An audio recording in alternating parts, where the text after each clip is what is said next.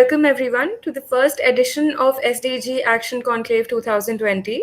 We're conducting today's session focusing on Sustainable Development Goal 17, that's Partnership for the Goals, Strengthening the Means of Implementation and Revitalizing the Global Partnership for Sustainable Development. So, before we begin the discussion, let me tell you a little bit about Youth Forum. So, Youth Forum is a project under Alexis Society, and our team consists of inspired young students and professionals who are solely interested in creating positive social impact by conducting research on policy issues, writing thought provoking and insightful blogs, designing creative social campaigns, organizing life changing events, and interviewing leaders and change makers all over the world.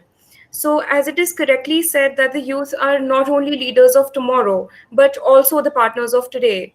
So, we at Youth Forum are a team of creative and encouraging individuals with a shared mission, and that's a mission to change the world.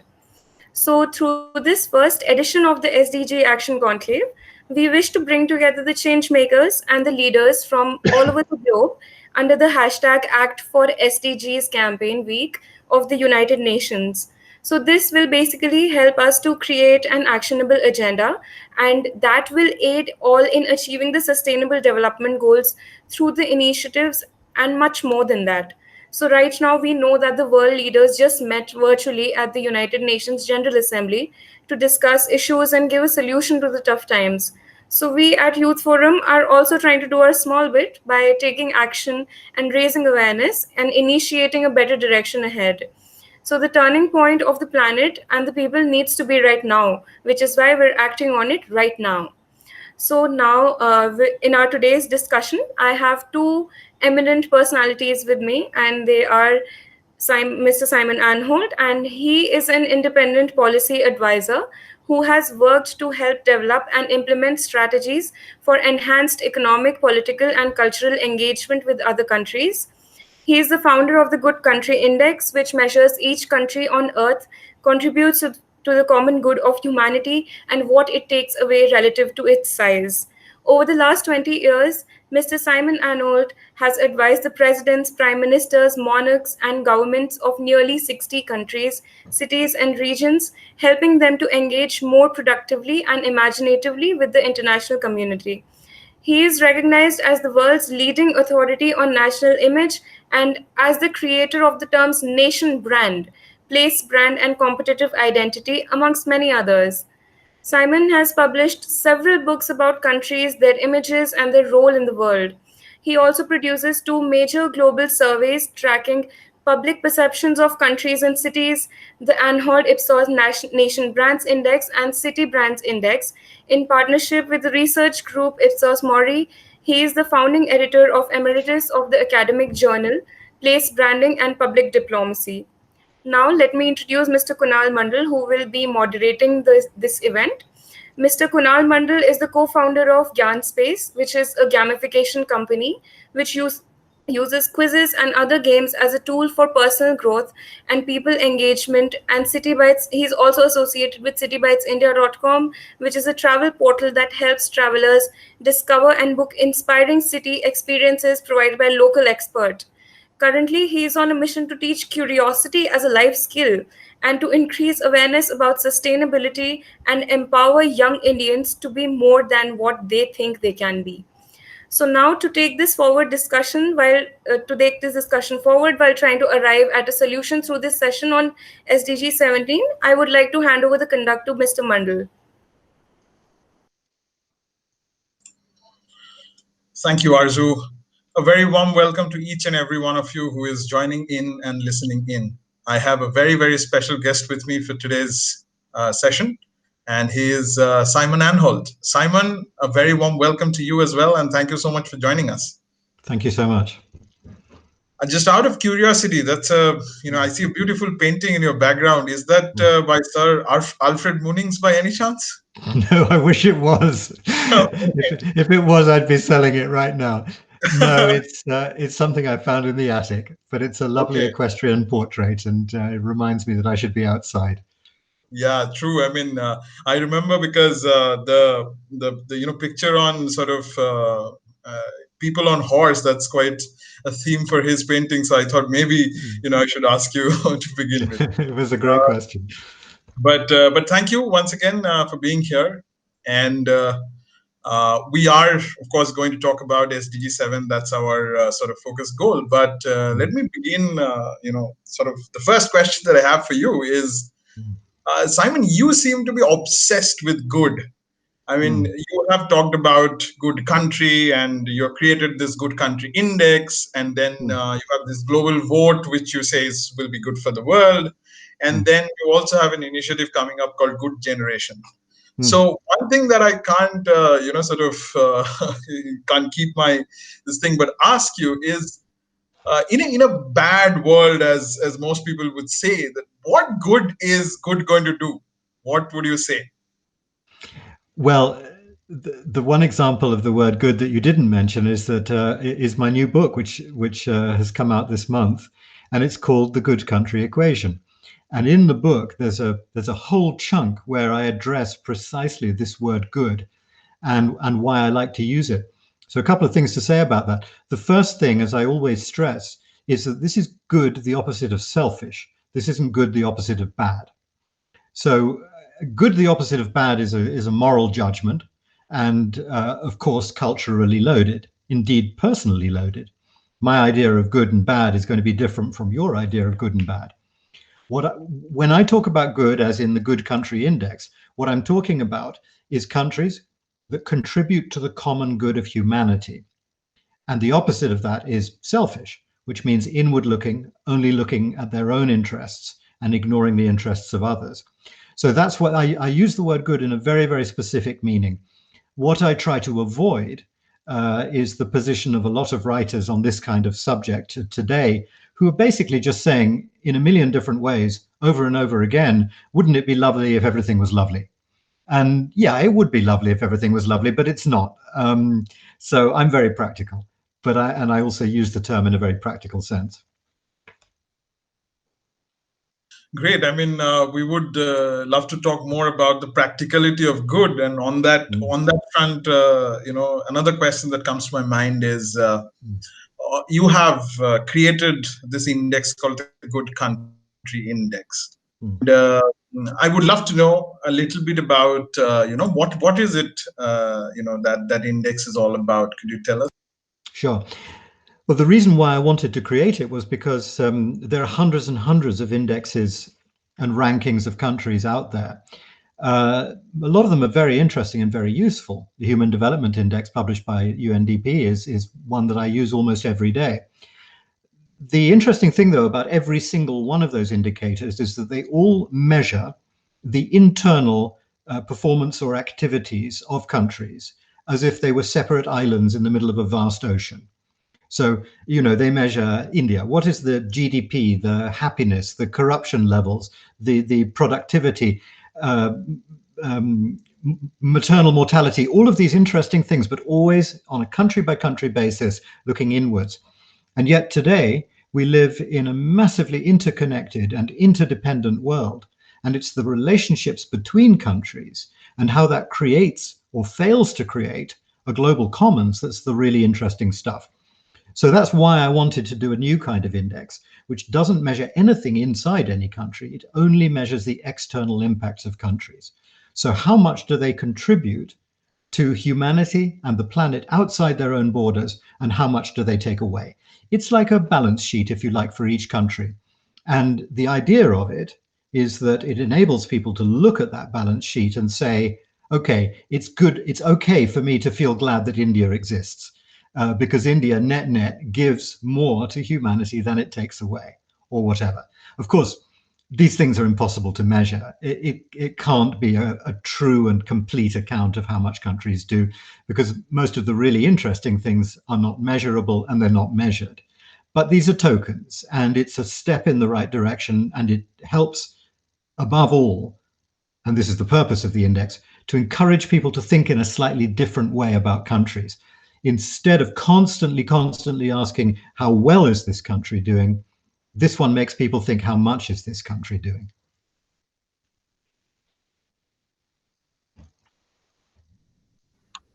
Yeah, that is probably one of the important questions to ask these days, that how much is someone or even some country is doing. On that index, I had a question. That is, I was going through, the index for some time, and I saw that, countries like Ireland and Finland is sort of on top of the list. And Finland is currently the first, if I'm not wrong. And it has contributed to the most amount of good to the world, according to the index. And if you consider the richest countries, such as, let's say, the US or the UK, or even Australia or Singapore, they're ranked quite low. I mean, US is, for that matter, is, I think, 40 in the rank.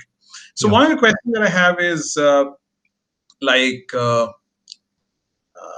what is it that, countries like Ireland or Finland is doing while the others are not? And then my question is that, is good only the index clearly says that it's not only the rich countries, but there are other countries who are also doing good. So could you sort of elaborate a bit on that?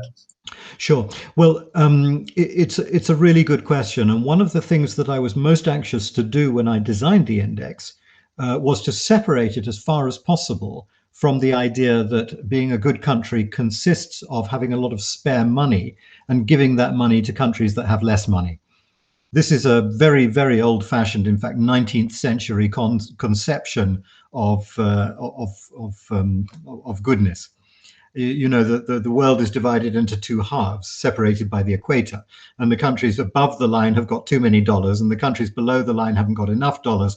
And if only you could transfer as many spare dollars across the line as possible, then all the world's problems will be solved. And patently, self-evidently, it's not as simple as that. And of course, cash transfers are essential and have been very useful, but they've caused as many problems as they've solved. And as we know, just giving money tends to create problems of corruption and distortions of markets and all kinds of other things like that. So for those reasons, as far as possible, I've tried to separate this from how much money you've got and how much money you give away, and to measure in a much broader sense, what are you contributing overall, in intellectual terms, in cultural terms, in human terms, in terms of the quality and depth of your engagements with the international community. And I did that so successfully, in fact, that Kenya ranked in the top 30 in the first edition, very effectively proving that this isn't about the size of your economy. In order to make it even more of a level playing field, most of the indicators, there are 35 of them within the study, most of them are divided by GDP. So these rankings are relative to the size of the country's economy. It could have been population, it could have been GNI, it could have been many other things.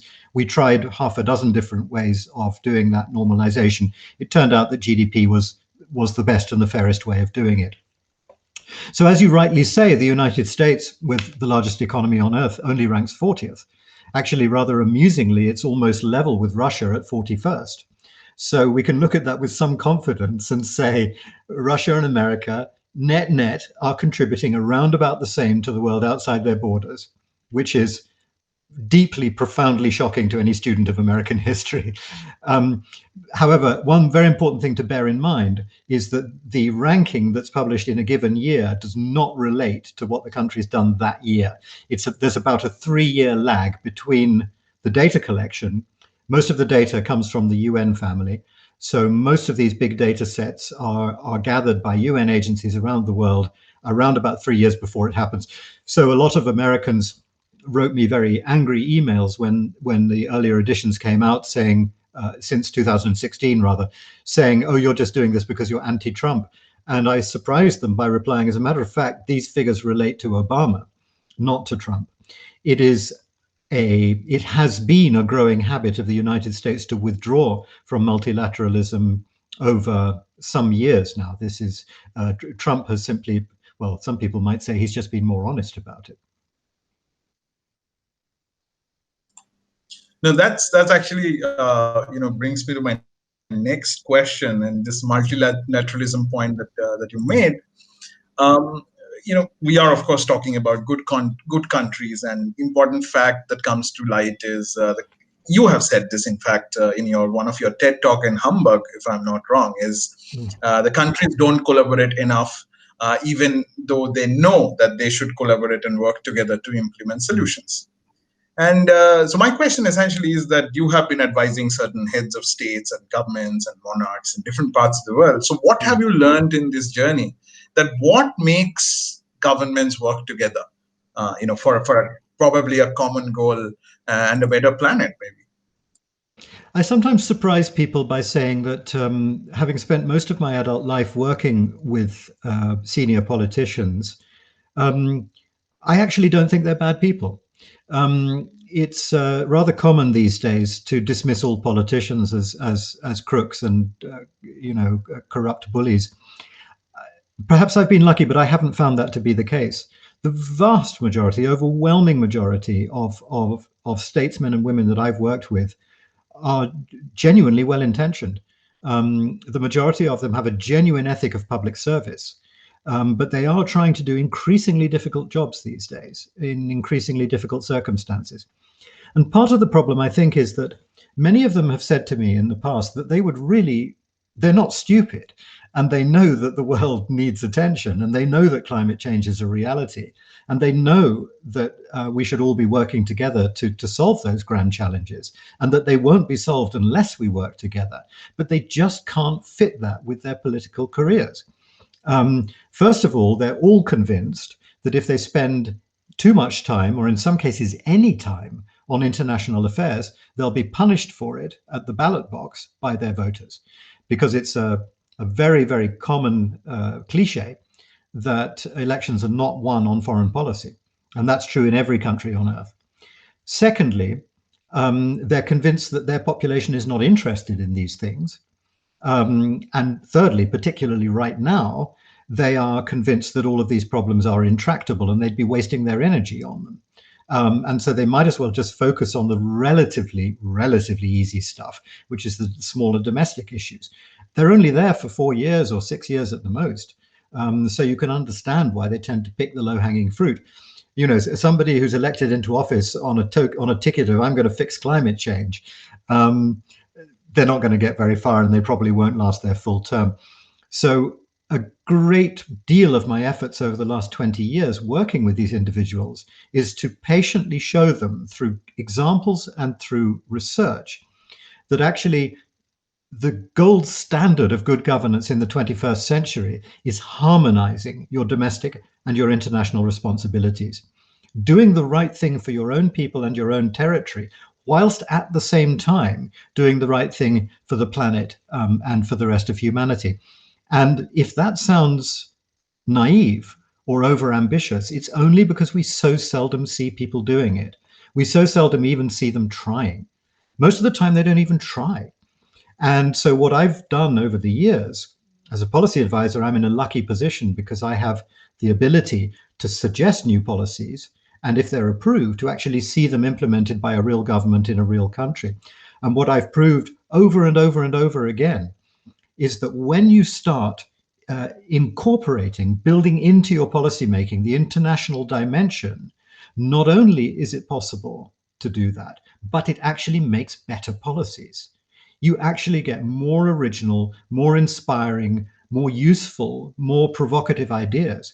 And if you do it in collaboration with other countries, you put together a team of people from 16 different countries to help you do it, the work that you do, the policies that you come up with get better and better and better, plus you're sharing them with other countries. So there is almost nothing to be lost by treating all policy issues, even the most domestic ones, from an international perspective. It just improves the work of governments by an extraordinary degree. Yeah, so I mean, those are really great points that you're making, that, you know, that people get elected and they're only in office for a few years, so probably not always they look at the larger goal of fixing long-term problems and things like that. That's the common problem that we also see in companies where the CEO's term is also for a specific period. They only focus on profit and the growth for that period, and not look at decisions that will probably sort of make things much better and much bigger for the company in the long run. Yeah. And that brings me to sort of my next question. That is, of course, we are talking about Goal 17, which is all about partnerships. And partnerships Yeah. are very, very important, not only at a country level or a diplomatic level, but also at institutional level, business level, university level, and individual levels and all. So my question is that how can we really define the core element of partnerships? Like, what makes partnerships happen, according to you? Right. A great question. So, if I may, before I answer that question, can I just pick up on two things you said in your question, which I found very interesting, and I think they're important points. The first thing you said was something about corporations facing the same problem. Absolutely correct. However, it has to be said that corporations are way in advance of countries when it comes to the corporate social responsibility agenda. And one of the things that I've often said is that it was companies that proved back in the 1970s that it's possible to compete and collaborate at the same time. And that benefits the entire industry. So co-opetition, as we used to call it in the 1970s, is a lesson that is long overdue for governments and countries to experiment with. I think that's what we need right now. And in many ways, companies are doing these things an awful lot better than countries are. They're way ahead of the game. They're not perfect by any means, but they're moving faster. That's the first thing I want to say. The other thing was that you used a phrase in the very long term. You said that the CEOs need to understand that in the longer term, it's good for them to behave, to do the right thing.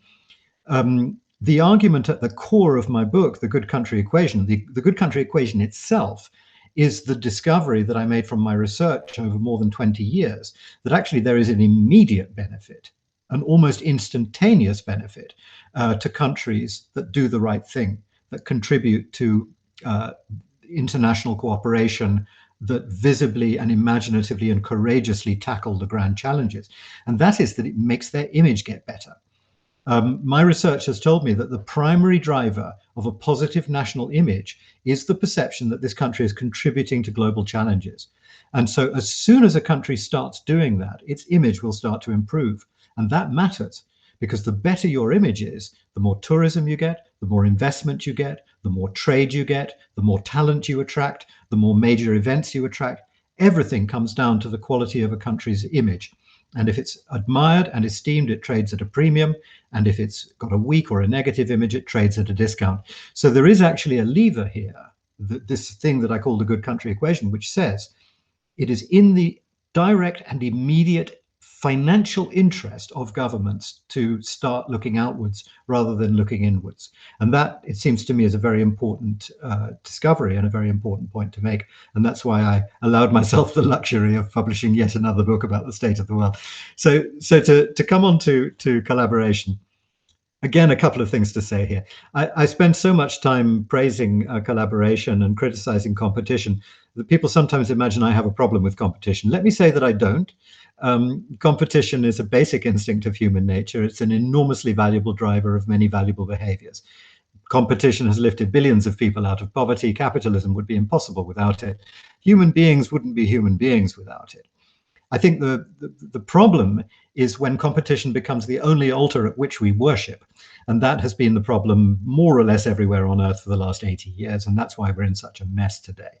So it is necessary, as far as I'm concerned, all the world's problems could be fixed if somehow we could bring about a change in the culture of governance worldwide from fundamentally competitive to fundamentally collaborative. So if the first instinct of countries, governments, and corporations is to work together and then to compete on top of that, then we'll start getting things right. And then we'll start being able to tackle the grand challenges. Now, the reason why cooperation and collaboration are there as an SDG in their own right is because, frankly, nothing else is possible without it. All of the grand challenges, as I said before, are too big for any individual country to solve. Mexico can't solve drug trafficking. China can't solve the climate crisis. Europe can't solve migration. India can't solve inequality. All of these problems are globalized. You push them down in one country, even if you succeed, they'll just pop up somewhere else. And it's not that we're unaware of the solutions to these problems. We know the answer to every single challenge facing humanity today. It's not a mystery. We know what we need to do to slow down and stop climate change. We know what we need to do to make migration work. We don't do it because we don't put enough resources towards it, because the resources would require a group of countries working together to do it. And the UN sadly doesn't have the authority to impose that. It can only suggest it. And the countries generally nod politely and do nothing. So I've always seen SDG 17, cooperation and collaboration SDG, I've always seen as, it's always been my favorite. I've always seen the SDGs as actually being 16 doors and one key. And 17 for me is the key. It applies to all of them. It underpins all of them. And if and only if the world, the countries, the companies, the civil societies can understand that cooperation and collaboration bring their own rewards in the short term, the medium term, and the long term. They make work and society and politics more fun and more interesting. Globalization has brought this extraordinary variety of points of view, of culture, of experiences, of histories together. And together they make an extraordinarily potent mix. It's like a wonderful cultural soup. It just tastes better than one single flavor, and it produces better results.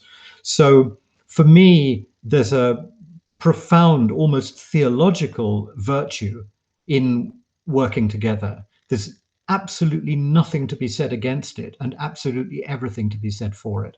And that's why I pin all of my activity on trying to promote that fundamental change of culture.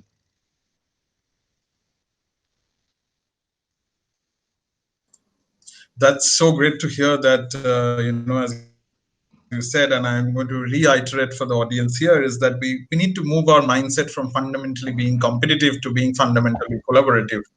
And two things that, sort of popped up in my mind and I would share at this point is the words, the competition and company. Both are very interesting words. A competition, the word in Latin actually means to strive for. Now, what you are saying is we need to strive for, but together. And the same with the company. The company word actually comes from breaking bread together. Yes. The fact that it was never meant to be competitive and it was probably always meant to be collaborative is something that just popped up in my mind. I thought that's great in relation to what you said, and that's absolutely true. Now, sort of, I will go back briefly to my previous question where we were talking about collaboration between countries, and I want to bring another question there. Is in recent, let's say, past decade, we have seen multiple different groups forming organizations, probably from a collaboration standpoint. So we have had BRICS, we have had ASEAN, we have had, many organizations like that. Now, why do you think, or rather, let me rephrase that, what do you think, are those strategies sort of good? Or do we need actually a more, much more multilateral approach like a UN body to sort of actually now facilitate collaboration on ground and make it happen? It's a great question. I mean, the fundamental problem that we have here when we're looking at global governance, and by the way, when I say global governance, I do not mean one world government. The idea of there being a single government with power over all the nations, the idea of a group of bureaucrats sitting in New York or somewhere else telling people on the other side of the planet how to live their lives, is to me like the worst picture of global fascism you could possibly imagine. My own experience of working with governments is that government tends to be effective in direct proportion to the government's closeness to the governed. And in a large country like India, for example, you can see every day how nearly impossible it is to actually govern a country of that size, with a population of that size, of that geographical size as much as population. So I'm all for close government. But global governance, in the sense of trying to manage the international community more effectively, the problem is that at that level there is no authority. As any student of international relations will tell you, there is no supranational democracy or authority. Above the level of the nation state, it's chaos, it's outer space. And the United Nations does an extraordinarily good job of kind of nudging and encouraging and stimulating and incentivizing countries to work together. And it does have a couple of sticks that it can wield. The Security Council does carry a reasonably big stick. But as a general principle, it's a waste of time trying to figure out. I mean, you know, the three of us could sit down for an hour this afternoon, and we could probably come up with an absolutely magnificent template for a global parliament that would usher in a new age of universal democracy for the planet. But there's nobody and nothing has the authority to impose it. So we'd be wasting our time. It would remain a dream, and all of those conversations are dreams because there's no authority to impose them. And for that reason, we have to hold our patience, and we have to let the international community try all the experiments it wants and do all of the things it needs to do in the hope that evolution will produce a better result. So that's a long answer to a short question, but generally speaking, every time I see new groupings of countries emerging, G20, G7, as you say, the regional alliances like ASEAN, I'm pleased. The more activity there is in that area, the more experiments that are going on, the better the indications are that people have realized that they haven't got the body they want or need, and they're trying to find it. And I think that that's great, and it's the only way it's ever going to happen. Just on the specific point of the country groupings, and here we of course have to think of the Commonwealth, the largest one of the lot, but also some of those regional bodies like CARICOM and Mercosur and the European Union and ASEAN, as you say. The problem with all of those bodies is that they are still fundamentally inward looking. So, you know, it may be 5 or 10 or 15 or 20 or 50 countries together, but they're still looking inwards. Even the Commonwealth, despite its gigantic size, is still basically a self-interest group. It's a self-help club. And if you go to a meeting of the Commonwealth, heads of government or whatever, they're all basically saying, how can we seize an advantage over the rest of the world? How can we make better conditions? How can we make conditions better for ourselves, the Commonwealth member states? And when I had the opportunity to address the Commonwealth heads of government in Malta a few years ago, my message to them was simply that. Try and think in your mind what it would look like if the Commonwealth, with its vast scale, its experience, its populations, its land area, its power, were to turn itself inside out and to look at working on the rest of the world rather than on itself. It could be the greatest driver of positive change that humanity has ever seen. And the Commonwealth is, after the United Nations, the only body that's actually big enough to grab hold of a global challenge and fix it. And so my argument to the Commonwealth is reconfigure yourself in your own mind. Turn yourself into, as I said in my first TED talk, not a mind that microscopes, but a mind that telescopes.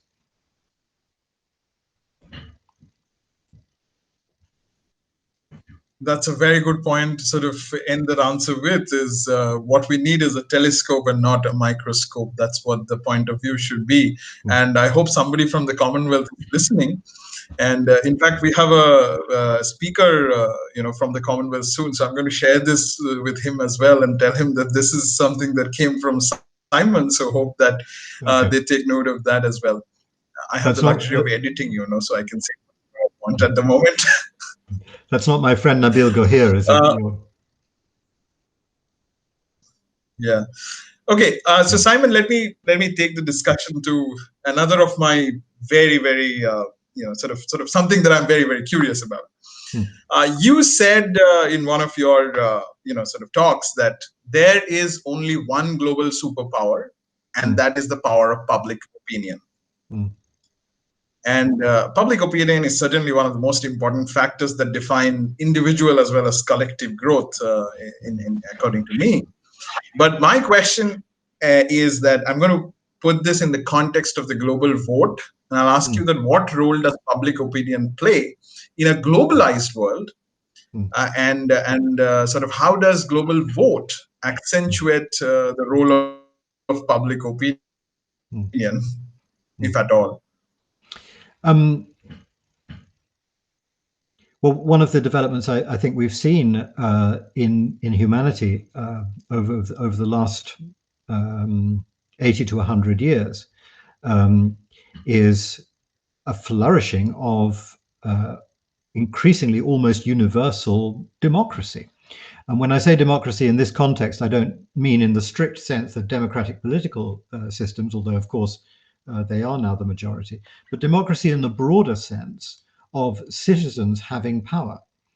And much of this is commercial. A very large part of the reason why citizens have far more power now than they did 100 years ago is because they control economies and through their spending. And our societies, most of them at any rate, are configured on economic lines. Whether you think that's a good thing or a bad thing, it has resulted in the fact that it is citizens who have more power. And collectively, of course, they have more power than nation states or corporations or anybody else, simply because they're vastly more numerous. The challenge, of course, is to get them to agree and to mobilize themselves. And of course, every day, at every minute of every day, there are 100,000 organizations and NGOs and campaigning groups, as well as companies and governments and cities and regions, all trying to corral, to herd these cats together and make use of that power. Because the power of public opinion is, for the most part, most of the time, only a notional superpower. It becomes an active superpower when it moves as one. And it's extraordinarily difficult to make that happen. You asked about the global vote. Well, the global vote, for those listeners who aren't familiar with it, was what I call a provocation. It was a little platform that I set up back in 2016 that enables anybody anywhere in the world to vote on the outcome of other countries' elections. And people will often do a double take when I say that, and they'll say, why on earth would I want to vote in the election of another country? I won't be there to benefit from the new leader. Well, the point that I'm trying to make with this, as I so often try to make, is that all countries are now interconnected. And the person who is elected to run another country, whichever country that is, will have an impact on my life. When you are elected to be the head of state or head of government of a country, you join the team that runs the planet. You're part of the group that decides how the planet runs, because, as I said before, there's no authority above the supra-sovereign.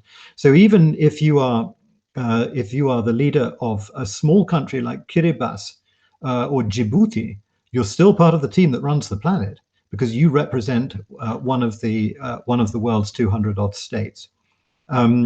And that's a huge responsibility. And it does also mean that that individual, that man or woman, has an impact on my life in the United Kingdom or wherever I happen to be. Because if Kiribati starts creating a lot of pollution, relatively unlikely, but if they do, then that's my world that they're polluting, not just their world, my oceans, my atmosphere, and so forth. If they become very poor, then probably it's my tax money that will have to go into some kind of fund, ultimately, that will help bail them out. If they become very rich, they may become an important member of the international community helping others.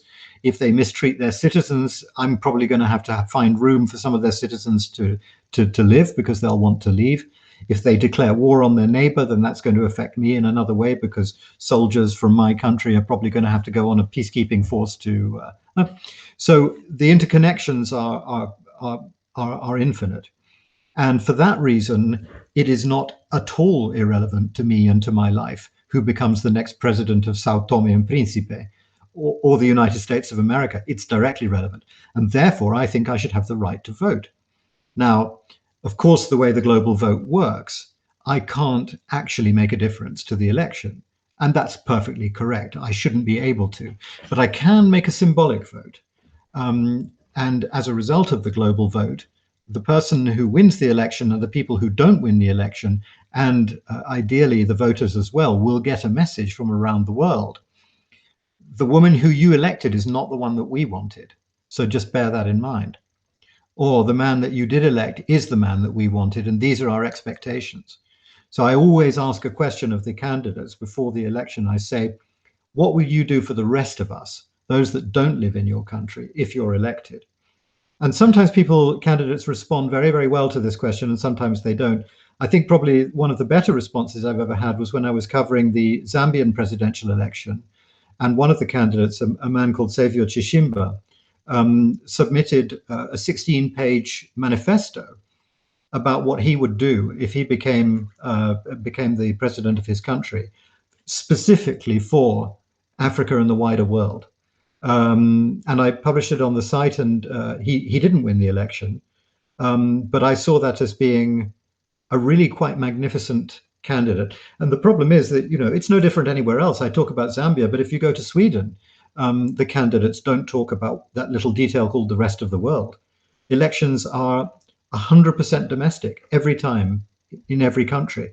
And this is one of the things that we need to change.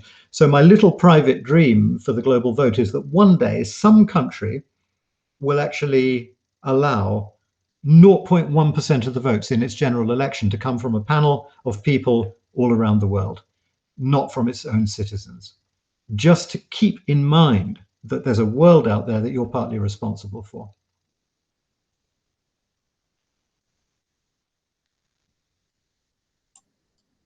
Simon, it seems that your job is now getting more and more difficult than before, considering the fact that in a ever conflicting world and sort of constantly different conflicts that are arising in different parts of the world, and so many things are shifting. Many countries are now looking, unfortunately, inwards, or as they would say that nationalization or nationalizing rather is in the sort of people are upvoting that. Yeah. So in that scenario, how would you encourage the countries to sort of look outwards and focus on this doing good for others, not necessarily just for themselves? I think that what you've just described makes this exactly the right moment and the best moment to be saying the things that I say.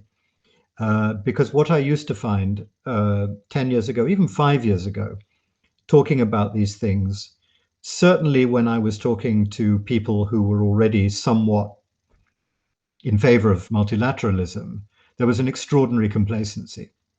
And I had the feeling that the things I was saying didn't really penetrate.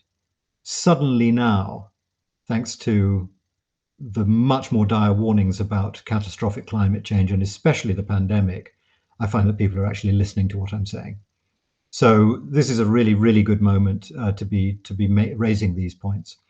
The so-called rising tide of nationalism, I understand it. It is absolutely normal and comprehensible that when people are very fearful about the future, and they're very fearful about their jobs and their livelihoods and their children's jobs and livelihoods, and when the world looks like a dangerous place, as it does at the moment, it's very, very natural for them to do a number of things.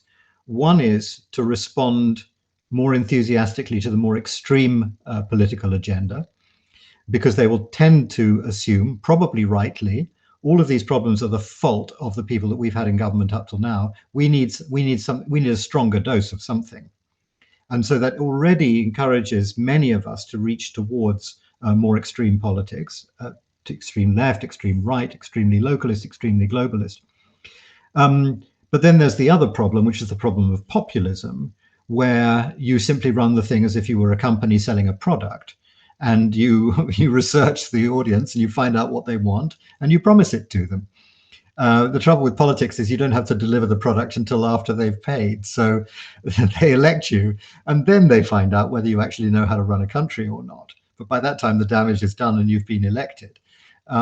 What normally happens is that populists, true populists, have absolutely no talent or interest or ability in administering a government or running a country. And the population very quickly finds out that their promises were not realistic. One mustn't be complacent. It doesn't always happen. Sometimes even populists turn out to be rather good at running countries, and they run them into the ground. So that's a thing to be aware of today. Having said all that, I really, really do want to stress that my approach, my philosophy, if you want to call it that, is absolutely not of the left or of the right, or even globalist as opposed to localist. This is not a sort of call for a liberal backlash against the rising tide of nationalism. This is a call for people to understand that those distinctions have no meaning. We are all of us nationalists, and we are all of us globalists. We all, unless we're stupid, understand the need for us to manage our shared resources and the future of the planet. And we all of us, unless we're weird, understand the need to manage our own communities at the local level. So this idea that has emerged over the past few years that there's a thing called a localist and a thing called a globalist, and they are warring tribes and they should be hating and fighting each other, is the most dangerous idea in the world, and it makes fools of all of us. And we should challenge it whenever we hear it. I am a localist, I am a globalist, I am both. It's just a question of proportion. And it's again, we come back to goal 17. It's the cooperation, the collaboration, and the partnerships between those who care about the very small and the very local, and those who care about the very large and the very global. That's what will make the difference. And the same applies to ages, by the way. We need the children because they don't have the answers or the solutions or the experience or the mechanisms, but they certainly have the right attitude. And they need to collaborate with the old people who have the knowledge and the experience, but they sure as hell don't have the right attitude. So somehow the combination of all of these partnerships is the thing that will get us out of this tricky situation. That's well said. And I think, as you said, if the crux of it, the way I'm going to take it away, is that there is no such thing as nation first or the world first. Both of them are equally important to everything that we do or that we are planning to do. Yeah. And now that you mentioned the intergenerational cooperation as well, that brings me sort of to my next question, and that is, we have spoke about building a good world and doing good, through countries at a sovereign level, at an international level, and all these things. But for all those good, we require good people. We will need good people, and you are working on that. And you have told me that you are building something called a good generation. So how do you actually propose to create this good generation for all of us? As you mentioned, that the children are also equally important, and sort of the intergenerational cooperation. So I'm just waiting to hear. If we go back and look for a moment at the SDGs and the gigantic challenges that lie behind them, all the big problems, it's very easy to get frightened and bewildered. But actually, if you step back, you can see that they all have a number of things in common. And we've spoken during the last hour about what those commonalities are.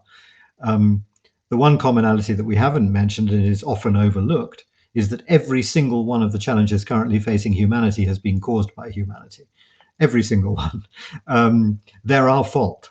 And I think that this has to be looked at, because basically the implication of that is that if they're caused by the behavior of humans, they can only be resolved by the behavior of humans. Now, the problem with changing the behavior of adults is that it's a problem. It is very difficult. And once people get past the age of 28 or 29 or 30, as a general rule, they become somewhat resistant to changing their minds. One of the few, I'm super optimistic at the moment, as you've probably gathered. I think this is a wonderful time to be alive and a wonderful, wonderful moment to be working on these things. What a privilege. But one of the few things that really genuinely worries me, and I genuinely don't have an answer for, is that we as a species recently, in our recent history, seem to have lost the ability to change our minds. And we like, take the pandemic, for example. People often say to me, well, surely this is the case for globalization and multilateralism, surely. Actually, no. All the people who before the pandemic came along were convinced that globalization is a bad thing, and now fully convinced that this has proved it. If there'd been no globalization, the virus would never have left Wuhan. If people didn't get on planes the whole time, it could never have become a pandemic. So globalization is a bad thing. The people who think globalization is a good thing say we need more multilateralism, because the only reason why we're not curing this thing better is because countries don't act together effectively enough.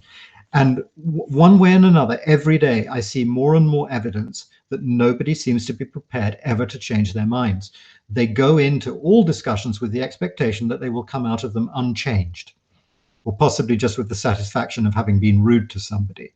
If this is the truth, and if this is the state of humanity, we are doomed. because if we can't change our minds, we are truly doomed. Anyway, that's the only negative note I would introduce into the conversation. So if it's so difficult, and perhaps at the moment particularly difficult, to encourage adults to change their minds, by contrast, doing the same thing to children is child's play. And that's why it makes education a terrifying responsibility, because you can mold young people pretty much any way you want if you have control over their education. Now, we know from 100 experiments around the world over the last few years that you can easily breed young people who are in a much better position to tackle the global challenges than we older people have been. Greta Thunberg in Sweden is probably the best example of this. She is, if I may so describe her, she's a perfect product of the Swedish educational system, which teaches climate change awareness to children from the age of 6 or something. And she is the consequence. She has devoted her life at a very early age to tackling climate change. So we know it works. The problem is that there are 10,000, 100,000 of these projects. Each of them is only national or regional.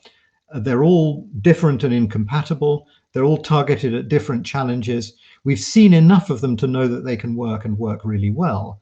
But at the moment, because they're so disparate and they're so incompatible, they're actually making things worse, because you're bringing up children all over the world with every new generation that are almost designed to disagree with each other. And that's why there's a worry that our planet may become more and more divided, even though young people are more and more internationally minded. So all I'm saying with the project, The Good Generation, is that it's time to acknowledge that this has to be done globally. So what I'm saying is we now need to have, first of all, step one, a big global conversation where we get parents, teachers, children, and experts from every country on Earth, and I mean literally every country on Earth, to have a big AI moderated online conversation in which we discuss together what are the values or virtues or skills that we would want our children tomorrow to be raised on. And when we've had that conversation and we've managed to boil it down to 5 or 6 or 7 core values and virtues that everybody agrees on, that are above religion, that are above culture, that are above language, that are above national differences, then we'll get some constitutional experts to write that into a global compact. And then with the help of UNESCO, we'll get at least 100 education ministers from all around the world to sail into St. Mark's Square in Venice in their gondolas and sign this new compact. And if anybody thinks that that's impossible or difficult, I would suggest that they take a look at the Universal Declaration of Human Rights, or the UN Charter, 2 of the finest documents ever produced, 2 of the finest achievements of humanity. And they prove that when we need to agree, we can agree, even on very, very sensitive cultural issues. I mean, I would argue that actually human rights is more sensitive than even than children's education. And we did that. My argument is now we need to do that for education. We need to do it now. So the project is in the planning stages at the moment, and I hope to kick it off early next year.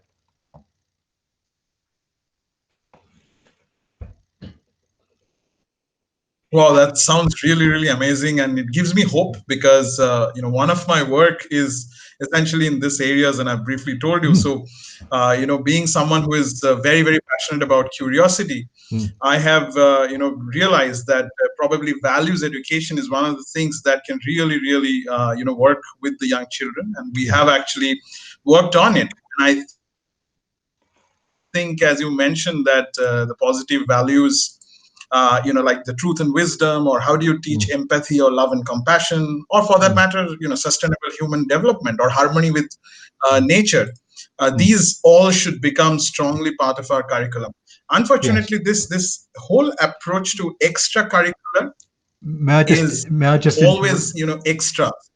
I'm so sorry. May I just interrupt for 1 second? I just wanted to pick up on that word curiosity. I must send you a quote from a book I wrote many, many years ago, in which I say something like, the opposite of racism is not tolerance, it's curiosity.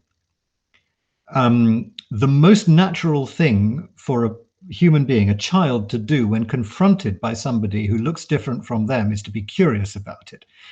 Political correctness is pathological because it teaches you to make the difference taboo as if it were some disability, and you might offend people by referring to the fact that they're a different color or their facial features are a different shape from yours.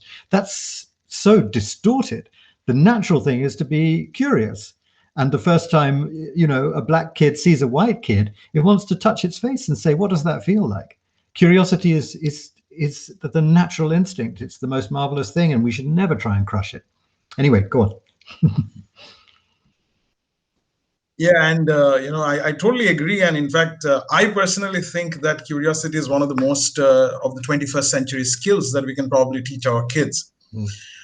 So, what I would probably ask you is, since you mentioned the beautiful quote, I'm going to now put that somewhere on my desk as well to sort of keep me inspired from time to time. But my question is that you said that the importance of the values as part of the education, or curiosity as part of the education. How do we really integrate it into the curriculum or the education system? Because the point that I was trying to make is that this approach of extracurricular being extra needs to change now. Yeah. Because that was a very, very old concept. Yes. Because all those extras are normal now. It's no more extras. Yes, I fully agree. And one of the big challenges of this project is indeed the fact that syllabuses are packed all over the planet. And to introduce anything new, a new subject is in most countries, they will tell you that's impossible. We just don't have space for it. We don't have the resources. One thing I should say is that the way that I've configured the Good Generation project is to leave all of those issues about implementation almost to another project, because the complexity of trying to inculcate these values into Lord knows how many billion children in 200 countries is so appalling that if we start even thinking about it, we'll probably never begin. So the way that I've organized the project is to say, we're going to get up to the signing of that compact in Venice by 200 education ministers, and then the Good Generation is complete. At that point, it's almost inevitable that many of us will say, okay, let's now set up another organization and another project that will try to implement this. But I want to keep them separate. And partly the reason I want to keep them separate is because this is where I leave my comfort zone, because I am I cannot claim to be an educationalist. I'm learning as quickly as I can, and I've always been interested in it, but I'm certainly not an expert. What I do know from my own experience, bringing up my own children, but also as I used to be a teacher, is that many of these kinds of subjects, the kinds that the next generation needs, are actually not subjects for teaching.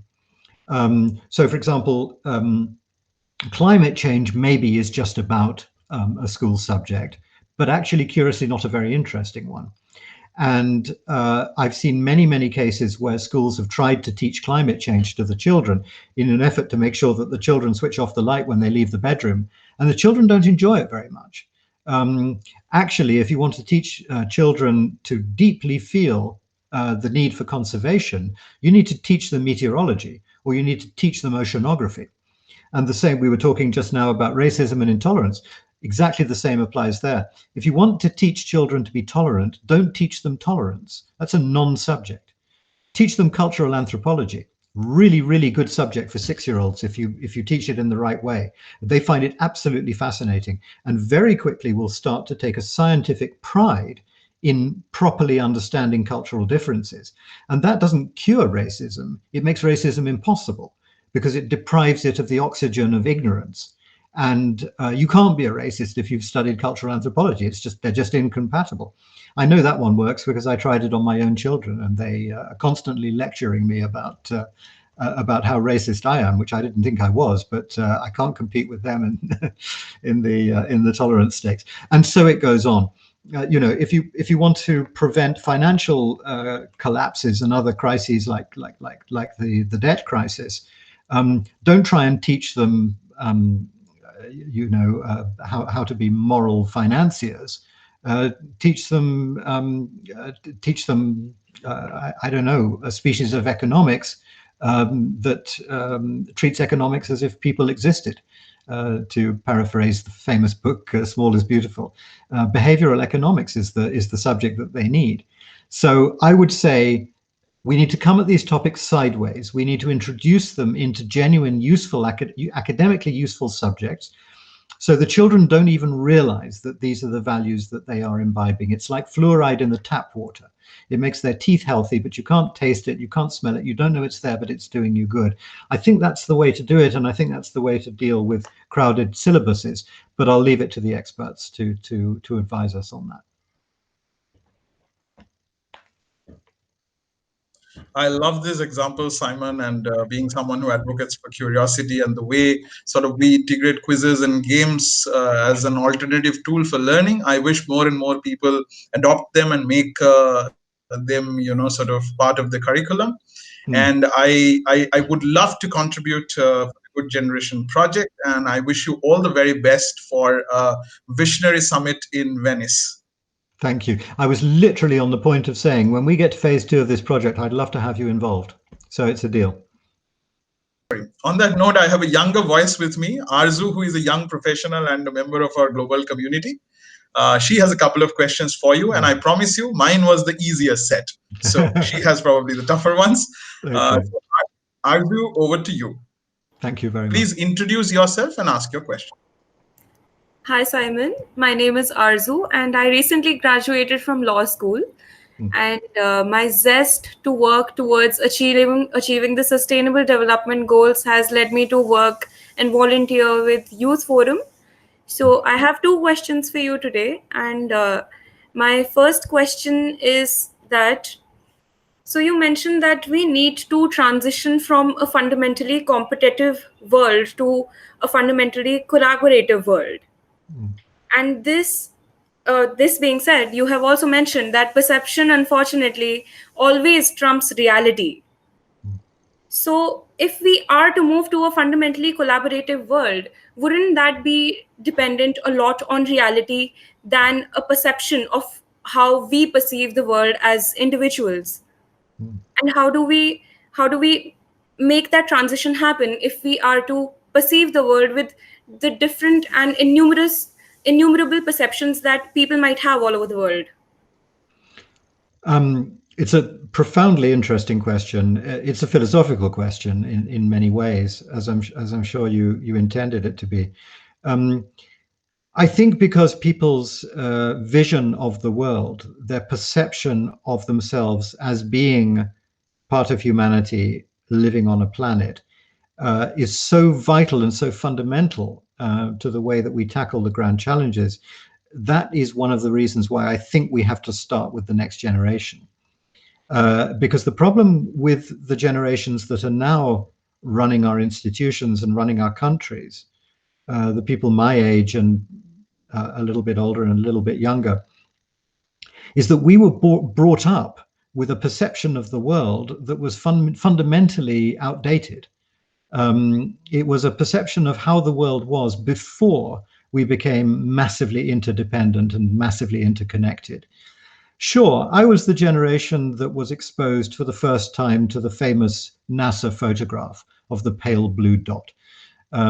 This was a photograph taken by the spacecraft that at that point had traveled furthest away from the Earth in the solar system. And it showed a little image of the Earth from, I don't remember how many hundreds of millions of kilometers away. And it was a tiny, tiny, tiny little pale blue disk lost in the vastness of space. And a lot of people said at the time that this was a turning point for humanity. And after seeing this image, nobody could ever not believe that we are one species inhabiting one planet. And I thought a lot about this, and I wonder if that's really true. It may be true for some people, but I have a funny feeling that it didn't really make all that much difference. And in fact, in some ways, it may have made things worse. Because what that image does is that more than anything else, it encourages us to believe that this thing called the Earth, the world that we're always hearing about, is actually somewhere else. It's not where we live. And most people, if you ask them to picture the world, strangely, they don't picture themselves on it. They picture it as being somewhere else. And when we watch the rolling news on the TV or on the internet, we see terrible things happening to people, and sometimes occasionally nice things happening to people all over the world, and it's all far away. And I think that that's the way that we've been brought up, not deliberately, but somehow or other, our education, if you like, our spiritual education has been outdated. So one of the things that we really need to focus on when we do projects like the Good Generation is to say, how can we bring up a generation of children who correctly perceive their own place in the planet and their own relationship to the other 80 billion or 90 billion 8 or 9 billion people on the planet. Unless we have that, we have nothing. It's not a philosophically satisfactory answer to your question, but it's the best I can do.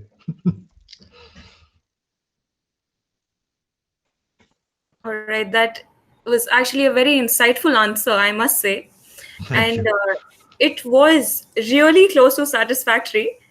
So on that note, I have another question for you, and that's, can you tell me 3 things or actions that individuals my age can take to contribute towards the goal that you're trying to achieve, which is to create a world that's collaborative in nature instead of a competitive world? Oh gosh, only 3. I can think of about 3,000. Let me pick some at random. Well, in terms of the work that I'm doing that I've been telling you about, there'll be plenty of opportunities. So, for example, when the Good Generation kicks off, I hope next year, participating in that big global conversation and contributing to that discussion. What are the virtues and values that we want our kid brothers and our kid sisters to be brought up? And that involves thinking hard. You know, what were the values I learned, and how would they need to be adapted for the world that we're moving towards now?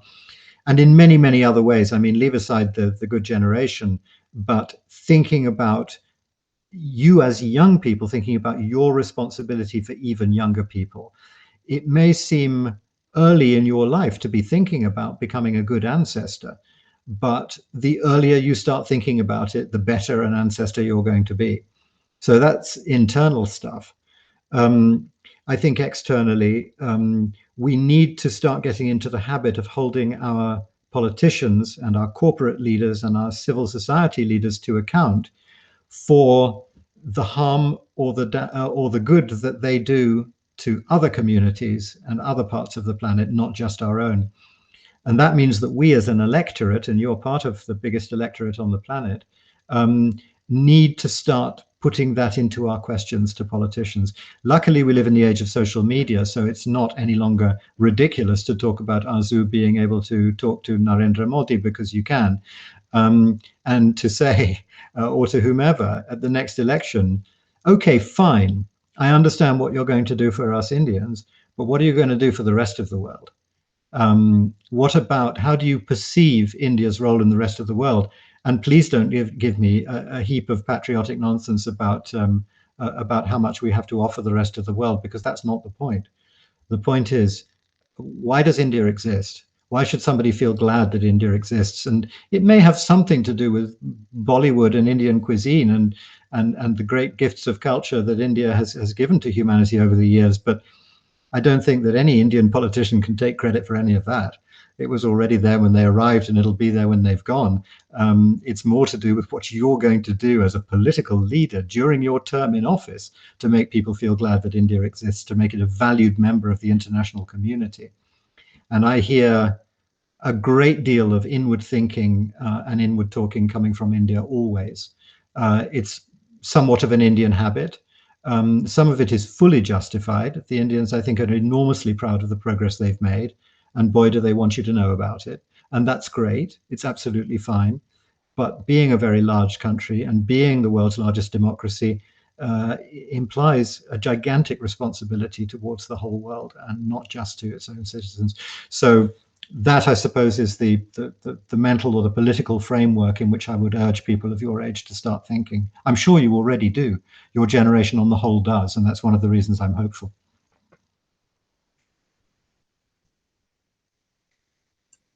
Thank you, Arzu, for your questions. Thank you, and thank you once again, Simon, for joining us and sharing such insightful ideas with us. And it's very, very hard for me to sum up as host, after such an insightful session, but I will try my best. A few of the things that I'm going to take away, which I hope everyone who is listening in and joining in is also going to take away from the conversation. Number one, that relationships, that we must look at relationships that creates global common. And external impact is as important as internal impact. And that is why countries must look not only at harmonizing domestic, but harmonizing that with the international relationships as well. Second, let's all move from being fundamentally competitive to being fundamentally collaborative. And the most important one, as you said, everyone who is interested in SDGs, I think Simon put it the right way, is that SDGs are 16 doors, but one key, and that key is going to be SDG 17 and partnerships. So partnerships, we must make it happen for us to achieve Agenda 2030. Whoever is putting nation first or world first, remember we need to put cooperation first. So always put SDG 17 first and partnerships first. That's how we're going to get there. For all the young listeners, as Simon said, hold your leaders accountable. Ask the hard question. Ask what they're going to do, not only for your country, but also what they're going to do for the world, that the planet that you are going to live in. And also, start the process of being a better ancestor. The earlier, the better. And to take on the point that you made on the pale blue dot, the photograph that was taken in 1990 by NASA's Voyager 1 at a distance of about 6 billion kilometers from the sun. And that image inspired a whole generation and a sort of whole new discussion. But most importantly, as Carl Sagan wrote in his book, and I remember, and I quote, "Look at that dot again. That's here, that's home, and that's us."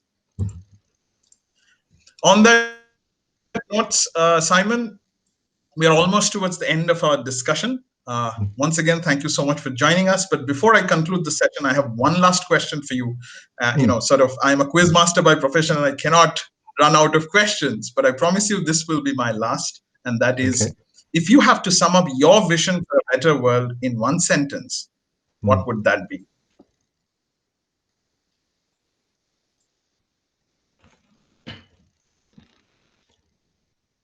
I think that the story of humanity is in 3 chapters.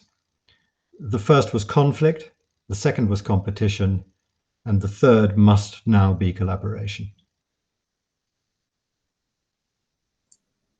Thank you so much, Simon. And on that note of collaboration, for everyone who is joining in and listening in, remember, for a world where no one is left behind, it has never been clearer that all of us have a role to play in order to bring about change. Whoever you are, no matter where you come from, every one of us can make a difference. Every action truly counts. Get involved. Attend the SDG Action Conclave 2020. Participate in the SDG quiz. Help raise awareness about the goals and connect with a global community of passionate volunteers. This Global Goals Week, let us all come together to spread the knowledge about people, planet, and our sustainable development goals. Thank you once again all for joining us. Follow us on Instagram at Youth Forum India for all the updates. And don't forget to join our next session.